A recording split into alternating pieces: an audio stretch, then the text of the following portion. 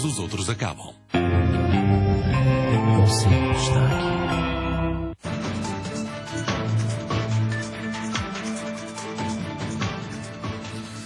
Vamos ao habitual comentário de Pedro Santana Lopes. Boa noite. Boa noite.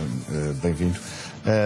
Vamos começar por este Conselho de Estado, que continua a decorrer, um Conselho de Estado longo, do qual só saiu apenas Mário Soares, por volta da hora de jantar, por volta das 8, mas este Conselho já leva mais de 4 horas. Falar do pós-Troika é fora de tempo, a saber. Quer dizer, não é fora de tempo, pode ser interessante, mas é mais tempestivo falar da situação atual. E, portanto, esta é uma das grandes curiosidades desta reunião, saber em que medida o Presidente conseguiu impor essa agenda. Estou convencido que, em parte, vai conseguir impor, não totalmente. Estou convencido que o Presidente não vai sair lá dentro, mesmo que vários conselheiros, como é natural, queiram falar do que se passa agora, sem falar do pós-Troika. E, portanto, alguns, seja quem for, negar também essa capacidade de perspectivar o que se vai passar, podia levar a dizer que não se interessam pelo futuro, não sabem planear, que não sabem pensar com tempo. Agora, a tendência natural de todos, eu nem estou a ver aí que possa haver muita diferença entre esquerda e direita, conselheiros de esquerda e direita, ou seja... Como é que decorre um conselho? Já esteve em alguns conselhos? Como é que decorre? Falam os conselheiros? Como é que é o processo em termos protocolares? Falam, o Presidente faz uma abertura, faz uma introdução e depois os vários conselheiros vão pedindo a palavra. Quer dizer, o Conselho de Estado onde eu estive foi um Conselho de Estado quente. Foi o que seguiu ao anúncio pelo Presidente Jorge Sampaio da dissolução da Assembleia da República. E havia posições extremadas. Mas, quer dizer, normalmente, e são os relatos que tenho de outros, decorrem em tom de educação. Quer dizer, ali era um conselho muito especial, muito duro. Eu lembro que ainda era Vítor Constâncio, o Governador do Banco de Portugal, quer dizer, ainda era Artur Meireles, o Presidente do Tribunal Constitucional, pronto, eram outras pessoas. E as posições foram... Quer dizer, o que se nota é que as pessoas muito dificilmente saem das posições políticas que lhes são conhecidas, está a ver? Os conselheiros afetos ao PS, pronto, eram a favor da posição do Dr. Jorge Sampaio, para dar o exemplo desse. As afetas ao PSD eram contra e ao CDS na altura não havia do PCP, portanto... É cordial, demora tempo, todos querem falar normalmente, quer dizer, não, é muito difícil haver um Conselheiro de Estado que não quer usar a palavra, portanto, porque até parece não justificar ali a sua presença, não podia pôr-se dúvidas sobre isso, e portanto eu diria que por natureza é sempre demorado. Embora, por exemplo, se bem tenho presente, se bem me lembra que ele demorou um pouco menos, porque as pessoas já sabiam um pouco o que é que iam dizer. Este é demorado mesmo. Este é demorado como foi o anterior. Mas essa questão que estava a referir do Presidente conseguir impor, enfim, entre aspas, conseguir manter a agenda inicial, digamos assim, passa a ser difícil sempre que quando o Conselheiro toma a palavra, pode falar do que quiser. Pode falar do que quiser. O Presidente não tira a palavra, pode às tantas, se um conselheiro se alarga muito sobre a situação atual, ou vários conselheiros, digamos, chamar a atenção respeitosamente, mas o Presidente não tira a palavra, ou não diz, olha, desculpe, eu não consinto, como pode acontecer no Parlamento, o Sr. Deputado não tem direito a usar mais da palavra sobre essa figura. Não, o Presidente ali não tira a palavra a nenhum Conselheiro de Estado. E, portanto, os conselheiros podem se alargar, o Presidente pode pedir, não é? Agora, não é fácil. O que eu acho é que nós estamos, de facto, também cada vez mais próximos, se Deus quiser, do pós-Troicas. Ainda o Dr. Silva Lopes agora, ontem ou hoje, disse que temos de nos preparar, de facto, e mesmo depois de sair a Troika, temos de manter a existência, não estamos preparados para ir para os mercados a taxa de juros superior a 6%. Portanto, começamos já, de facto, a preocupar-nos com o pós-Troika. E, nesse sentido, eu continuo a achar que a convocatória do Presidente, com a devida vénia, não é descabida. Agora, é muito difícil ele mantê-la, porque as pessoas querem falar com certeza com a coligação no estado em que tem estado, com, enfim, o país no estado em que está. Apesar, eu não quero deixar de o dizer, tivemos os juros a 5 anos a baixarem novamente, passámos para o último lugar, último, no bom sentido, o clube da bancarrota, já tivemos em primeiro, em segundo, em terceiro, estamos em 10º, portanto, se descemos mais um lugar, saímos. Portanto, são alguns bons indicadores que vão surgindo. Mas a situação do país com certeza é muito difícil, está convocada uma greve da função pública para junho, prepara-se toda esta negociação para a reforma do Estado após cortes financeiros e, portanto, vêm aí tempos muito complicados, tensos, mais eleições autárquicas em cima e o que tem sido a relação entre o PSD e o CDS, que ainda este fim de semana confusa, teve novos episódios. Teve novos episódios. Como é que vê esta... Acaba por ser um braço de ferro, enfim, de palavras, digamos assim, mas Paulo Portas voltou a existir. Voltou. E eu só posso... E de uma forma tão clara, mais clara, é impossível. Eu espero que isto acabe de vez. Mas eu que, em semanas anteriores, achei que Paulo Portas não tinha saído bem, que as coisas não tinham corrido bem, eu devo dizer que achei esta sua intervenção muito serena. E achei que o PSD, alguém, quer dizer, esta tentativa de encostar Paulo Portas à parede, não correu muito bem. Acho que o discurso de Paulo Portas naquele jantar da Câmara de Comércio Luso-Alemã, quando foi onde ele disse eu só tenho uma palavra, não tenho duas, bem, pelo menos eu diria, isso foi bom, porque as pessoas, de facto, seria muito triste se Paulo Portas tivesse dado essa cambalhota. É evidente que o facto de ele não mudar tem uma consequência. O facto de ele dizer que é incompatível com a TSU para os pensionistas significa que se a medida tiver que ser adotada, ele sai do governo. Ele tem que sair, claro. Que é algo, como já falámos aqui um pouco, que eu acho que ele vai preparando. Eu gostava de lembrar que no governo Balsemão, a seguir a ter morrido Francisco Sá Carneiro, Freitas do Amaral não ficou no governo. Manteve-se a coligação PSD-CDS. Depois da morte de Sá Carneiro, Pinto Balsemão formou o 7º governo constitucional e Freitas do Amaral disse que ficava de fora. Não gostava muito da liderança de Pinto Balsemão. Bem, foi muito difícil. Ficou Basílio Horta em número 2. Veja as voltas que a vida dá. Basílio Horta hoje em dia está no PS, é candidato à Câmara de Sintra. Mas... depois, no governo seguinte, caiu o governo de Balsemão, ele formou novo governo logo a seguir e ele pôs como condição que Freitas do Amaral entrasse no governo. Um governo de coligação sem os líderes dos partidos é muito complicado. É estranho, pelo menos. É estranho. E para já lá tendo estado, com Freitas do Amaral e Balsemão, ele não tinha estado, entrou depois. E acabou por tirar o tapete, com a devida vénia à Balsemão, na noite de umas eleições autárquicas em 83, em que a AD teve 43%. Vamos imaginar, sim. Vamos imaginar mas o Amaral saiu. Vamos imaginar o cenário em que isto acontecia. Paulo Portas resolvia... Temos autárquicas, outra vez, como foi nesse ano.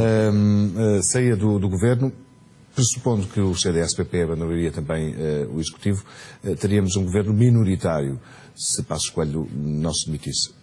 Cavaco Silva aprovaria uma situação desse género ou não? Quanto mais o tempo passa, mais acredito, vamos lá ver. Se saísse agora, teria que o fazer, porque eu não vejo como pode haver eleições legislativas antes das autárquicas. Portanto, teria que o fazer. Agora, seria complicado. O CDS logo a seguir também teria que dar um tempo ao governo. Portanto, teríamos governo para um ano. Não acredito que um governo minoritário do PSD, mesmo que Cavaco Silva formasse, durasse mais do que um ano. Agora, o CDS, e aí poderíamos ter legislativas com as europeias do ano que vem. Eu lembro que em junho de 2014, quando sai a Troika, há eleições em toda a Europa para o Parlamento Europeu, portanto também em Portugal. E sai uma sondagem hoje no Correio da Manhã que diz que a maioria dos portugueses acredita que o governo vai até ao fim, até 2015. Mas há uns que dizem que é Paulo Portas que pode fazer cair o governo. Sim. O governo pode cair por ali, fundamentalmente, não é? Por ali e pela relação dele com o Primeiro-Ministro. E é uma maioria absoluta. O CDS será a causa da queda do governo 51,4%. Dizem que sim.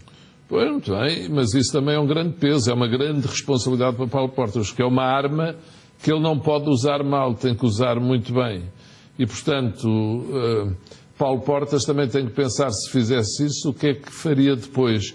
E Paulo Portas sabe com certeza melhor que ninguém os rumores que vão correndo, sempre que há uma coisa destas, de que ele poderia viabilizar um governo do PS. Isso não ficaria... Imagino que isso acontecia um dia. Eu acho que nesta semana em que se disse muita coisa de Paulo Portas, até puseram a correr maldosamente que ele teria mandado dizer a António José Seguro que se houvesse eleições estaria disposto a viabilizar um governo do PS se o PS não tivesse maioria absoluta. Publicamente nunca o disse, mas António José Seguro, por outro lado, já... Nunca rejeitou nunca aqui rejeitou. Comigo não rejeitou, não. Exato, eu vi essa entrevista. E ele não rejeitou, não pôs de fora essa não rejeitou. E eu isso não sei se é bom para o CDS, ou seja, essa estratégia de...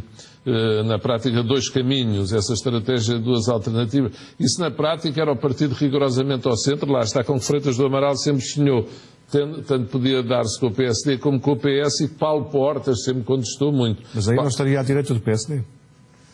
Estaria à esquerda do PSD? Estaria à esquerda do PSD, é o tal rigorosamente ao centro, e tentaria empurrar o PSD para a direita. O que hoje em dia o PSD, de facto o PSD é acusado hoje em dia de ter uma postura, uma atitude, um posicionamento, uma ideologia muito liberal. E, portanto, eu diria que é menos difícil encostar o PSD à direita do que foi noutros tempos. Por exemplo, com Cavaco Silva. Sim. Cavaco Silva sempre assumiu uma orientação muito social-democrata. Agora, Paulo Portas, eu acho que ele esta semana... Ele, não sei se tem reparado, ele tem intervenções num tom cada vez mais sereno. Quando vai para o microfone, caminha devagar. Ele está com uma pose grávida, assim, cada vez mais testado, não tão nervoso, aquele nervoso que ele costumava aparentar. Portanto, ele procura transmitir a sensação de que é o homem que controla a situação, que tem... Com Mota Pinto, eu estou a falar muito do passado do governo, Mota Pinto dizia sempre, eu tenho sempre as chaves do carro no bolso. Eu diria que Paulo Portas, neste momento, de facto, tem as chaves da porta por onde o governo pode cair no bolso. E ele aparece sempre com esse ar. Ele se abre a porta, e ele é Portas, não é? Se abre a porta, por onde não há degraus, só há precipício, é por aí que o governo cai e só ele é que tem a chave. Isso é um facto. Ainda sobre esta questão, vimos também que Pires de Lima... Mas é uma arma de dois gumes, como disse há pouco. Sim. Ter esse poder. A questão é que Paulo Portas tem essa pose de Estado, calmo, pausado, enfim, com todos os termos bem escolhidos nos seus discursos. Sim. Tanto num como o outro, deve dizer-se que são dois bons discursos, apesar de tudo. Sim, bem construídos, bem estruturados, sem dúvida. Mas depois surge Pires de Lima, que é uma espécie de braço armado do CDS, que diz isto mesmo. Alguém quis humilhar Paulo Portas com fuga de informação do Conselho de Ministros sobre a TSU dos pensionistas. É este o problema do CDS-PP? Uma espécie enfim, de sentir que é maltratado pelo PSD? Sim, nós andamos aqui numa luta de sentimentos. Isto parece uma relação de namoro, não é? Ora está um amoado, ora está outro, quer dizer. E Pires de Lima é um pouco, como é que lhe ia dizer, é a voz, não vou dizer o alter ego, mas é o porta-voz de Paulo Portas para aquilo que Portas não quer dizer. Não é? Portanto, aparecem pelo a dizer. E o que Pires de Lima veio dizer tem significado. E, de facto, quer dizer, vamos ver. Mas esse problema, agora, adiantando... O Primeiro-Ministro é duro. Aqui já dissemos várias vezes... Já falámos disso várias vezes. É duro, é seco. E quer dizer, vamos pôr no lugar dele. Podem ter as duas razões. Mas não há nenhum Primeiro-Ministro do mundo que goste de ver o que se tem passado em público. Sim. Paulo Portas, até, eu já lhe disse, há matérias substanciais que até me sinto mais próximo dele. Mas, quer dizer, um Primeiro-Ministro para a sua autoridade não gosta daquilo. E o Primeiro-Ministro, não é de passar por cima disso. Está a ver? Eu acho que ele tem feito um grande esforço. Ele já por si é duro, com tudo isto que tem passado, o Primeiro-Ministro eu acho que ele é mesmo de castigar, de fazer sentir que não gostou, de tratar mal aquilo que aconteceu no final da Troika, pelos lados que sabe, do Conselho de Ministros, com a negociação com a Troika. Passos Coelho foi a Belém, terá dito que se ia embora, Cavaco Silva terá falado com Paulo Portas também, terão chegado ali àquela fórmula que conhecemos, mas é uma fórmula que de facto deu para depois, digamos assim, os próximos, os do PSD no governo ou próximos, fazerem uma campanha a dizer Portas cedeu. Isso de facto foi mau. Foi mau, porque a prudência mandava dizer assim, pronto, está resolvido, vamos estar quietos. Porque na prática foi o erro equivalente. Marcos Mendes disse isso um pouco, acho que ele exagerou um bocado, mas enfim, em parte tem razão. Foi o erro equivalente ao erro que Portas cometeu naquele domingo em que disse esta é a fronteira que eu não deixo passar.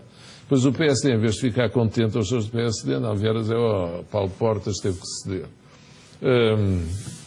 Mas esta não era uma questão Foi um que se esperava resolvida. Foi um bocadinho a José Mourinho, está a ver? Foi assim uma maldade castigar a José Mourinho quando o José Mourinho... Não devia ser esta uma questão tratada de forma diferente, ou seja, recordo que nesta remodelação Luís Marques Guedes entra como uma figura, enfim, de consenso e depois Poiares Maduro, uma figura, um jovem que, enfim...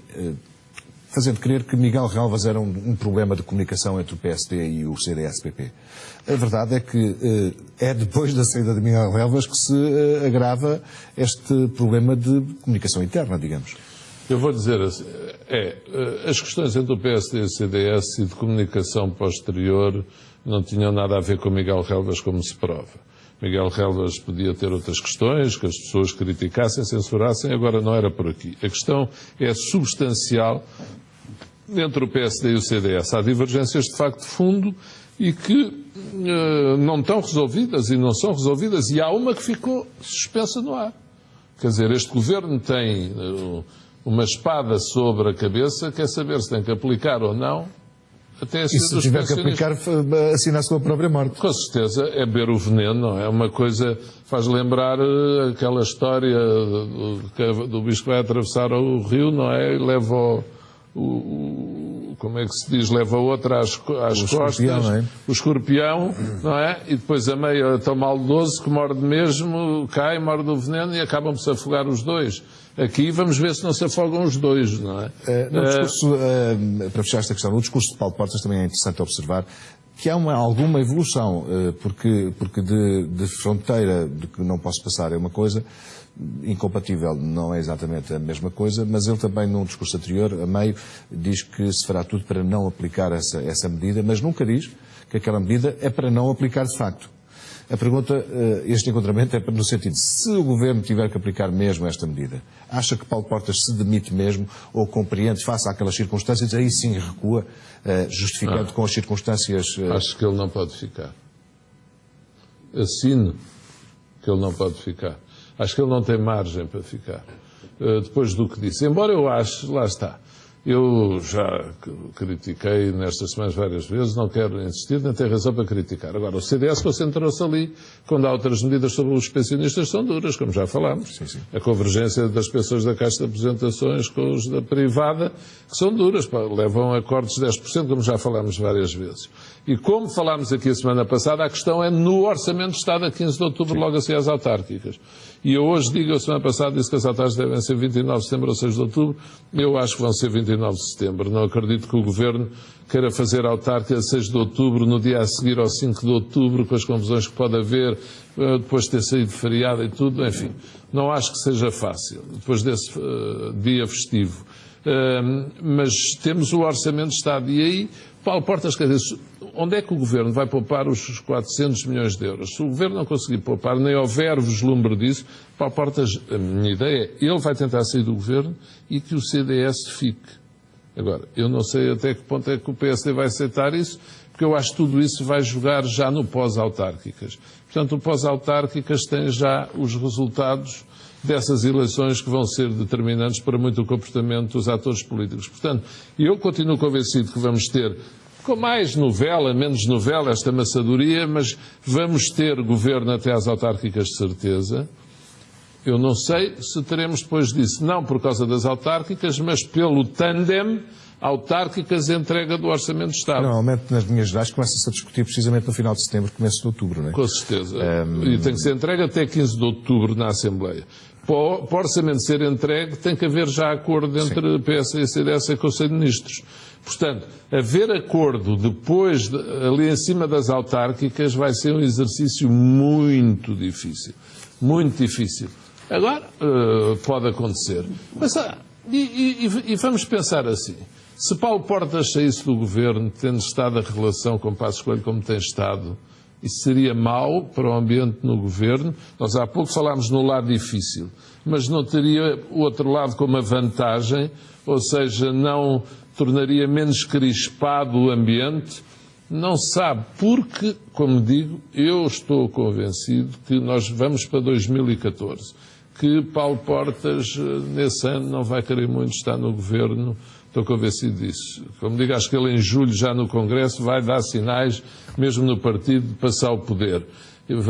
E, portanto, Paulo Portas está a ensaiar uma nova fase na sua vida política, que eu acho que vai acabar numa candidatura às presidenciais. As presidenciais, também já aqui... Já disse, dissemos. É um vaticínio. Não posso deixar de lhe perguntar sobre o novo treinador do Sporting, não é? O Sporting fez a pior época de sempre. Quer falar de futebol hoje? É, só um bocadinho. Leonardo Jardim. Leonardo Jardim é uma boa história. Tenho pena que Josualdo Ferreira tenha saído, quero cumprimentá-lo como sportinguista, acho que fez um grande trabalho em condições tão difíceis, mas compreendo, estava-lhe prometido ser o manager, tudo, portanto é compreensível. Leonardo Jardim está comprovado que é um treinador com valor, levou o Braga a bons resultados, na Grécia ia à frente quando saiu lá por desentendimentos, por razões que não são bem conhecidas. Quer dizer, técnico com valor é, dizia-se que o Porto pensava nele, nesta conversa toda em que se falava que Jesus podia ir para o Porto, ou Jardim, ou seja o que for, e acho que foi uma boa escolha, acho que, quer dizer, não me choca, é dos novos valores treinadores do futebol português. Agora, vamos ver se ele consegue fazer omeletes com poucos ovos, porque dinheiro para comprar ovos não é coisa que abunda ali. Mas ontem o Sporting fez uma excelente exibição e marcou 4 golos. Jogou bem, jogou muito bem. Quer dizer, eu não vi o jogo, devo dizer, mas vi o resumo e ouvi o que contaram. Jogou bem, vi os golos só, mas vão sair vários jogadores. Mesmo dos jovens, mais jovens, já há procura externa para alguns, o Llori. Muito interessantes. Diga, o Bruno. Alguns são muito interessantes para o mercado. E por isso, vamos ver, já foi anunciado que o teto de salário é 50 mil euros, o que em termos de futebol não é alto, não é? E por isso o Sporting vai jogar com os meus temas. Mas eu devo dizer, olha, lá está o caso de um presidente que está a ser prudente, discreto, a falar pouco, continua a surpreender pela positiva nesse aspecto, a tomar decisões quando diz, a ser educado. Com Josualdo Ferreira só anunciou no último jogo, depois do último jogo, e o próprio Josualdo Ferreira que saía, portanto, por esse lado está a ser agradável. E o exercício dele, vamos ver se vai continuar assim. Quanto ao seu clube, olha, acho que deu tudo. O campeonato foi inesperado. Acho que deu tudo e compreendo, mais uma vez, não foi agradável, porque aquele... Eu não sei se lhe aconteceu, mas eu a ver o jogo do Porto, à primeira pareceu um penalti e aquela queda do James, e depois vê-se que não. Pareceu-me que era falta, mas que era claramente fora da área. Não, depois na repetição vi que era fora da área. Estou a dizer, à primeira, quando ele cai, pareceu-me penalti. E eu não percebo é porque é que ele se atira para... Não, só se desequilibrou quando fora da área. Ele devia tentar marcar o gol. Àquela velocidade, um toquezito pode fazer desequilibrar, não é? Pois. A verdade é que o toque foi fora da área. Não, isso sem dúvida nenhuma. E, portanto... Já se pode discutir se o toque servia para fazer cair ou não, mas bem... A mim pareceu-me que não. Pareceu-me que ele continuou e só depois é que cai. Mas enfim, neste momento, olha, que dá parabéns ao Porto, sem derrotas. Este campeonato acaba por ser um campeonato, foi interessante porque foi campeonato até ao fim, não é? Isto é raro acontecer no futebol português. Coincidiu com o Sporting, acho que é mesmo a pior época do Sporting de sempre. Eu acho que sim, quer dizer, eu não me lembro nada disto, não vai à Europa, o que é difícil. E o lugar, de facto, ali para meio da tabela classificativa, foi um ano negro. Não vale a pena. Não vai à Europa, não é? Pois, não ir à Europa foi um ano negro. Há muitos anos que não acontece. Foi um ano negro e, portanto, espero que o Sporting, para o ano, enfim, olha, aproveite não ir à Europa para juntar forças e ganhar forças. Agora, tudo isto significa que também o futebol português, os centros de poder, vão mudando um bocadinho. Passos de Ferreira, Estoril, Vitória de Guimarães... são realidades novas que fazem bem ao futebol português. Passos de Ferreira é um clube muito curioso porque é bem gerido. Sim, não tem desequilíbrio. Não tem os salários em atraso, nada disso. E conseguiu, ao longo dos anos, tem subido. Ou seja, não surgiu de repente nas posições cimeiras do Não, foi progressivo. Foi progressivo. Aliás, sabe, um familiar meu esteve aqui há uns tempos na Suíça e falou com pessoas da direção de um clube suíço, do Servette. Então perguntou-lhes qual era o passivo deles. E eles ficaram a olhar para eles e disseram assim, o quê? Isso é proibido na Suíça. Os clubes não podem dever dinheiro e, portanto, têm que ter a sua situação económica equilibrada. É impossível viver assim. A primeira divisão. Exatamente. Portanto, veja a diferença. É uma coisa impressionante. Mas pronto, olha, vamos para diante assim. Foi um campeonato competitivo. Espera-se que o Sporting regresse enfim, aos lugares cimeiros do futebol português, porque faz falta poder ter entrado nesta corrida ao título este ano, que teria sido muito, muito interessante. Não é? Já não acontece há muito tempo também ter os 3 clubes a lutar pelo título até ao fim. Não é? E nós temos saudades disso, como calcula. E continuamos a acreditar sempre para o ano é que é. Continuar a acreditar para o ano é que é. Mas o Benfica também tem dito muitas vezes nos últimos anos. Sim, mas ontem o Jorge Jesus dizia uma coisa que é verdade, é que a distância do Benfica e o Porto diminuiu muito nos últimos tempos. E eu quero dizer aqui, eu sou fã do trabalho do Jorge Jesus, é de facto um grande profissional. Trabalha. Se alguém merecia ser campeão no Benfica, com o devido respeito para além do meu amigo Rui Gomes da Silva, que é um fanático, como sabe, não é? Mas o Jorge Jesus merecia, que é um grande profissional. E pronto, e foi bonito ver aquela equipa do Benfica a chorar toda, fez um grande jogo contra o Chelsea. E olha, pareceu voltar um bocadinho o amor à camisola. E portanto não mereciam nada perder lá. E portanto, a propósito de Chelsea, José Mourinho saiu muito mal do Real Madrid, não posso deixar de dizer, foi uma pena ter saído como saiu. Tenho muita pena que as coisas tenham acabado enfim, assim. Essa também era uma separação anunciada. Pedro Santana Lopes, muito obrigado por ter vindo mais uma vez aqui. Mas vejo já recuperou de ontem. Não fico... Já está a preparar a final da taça. Já estava a contar. Obrigado por ter vindo. Até para a semana, se Deus quiser. Os principais jogos da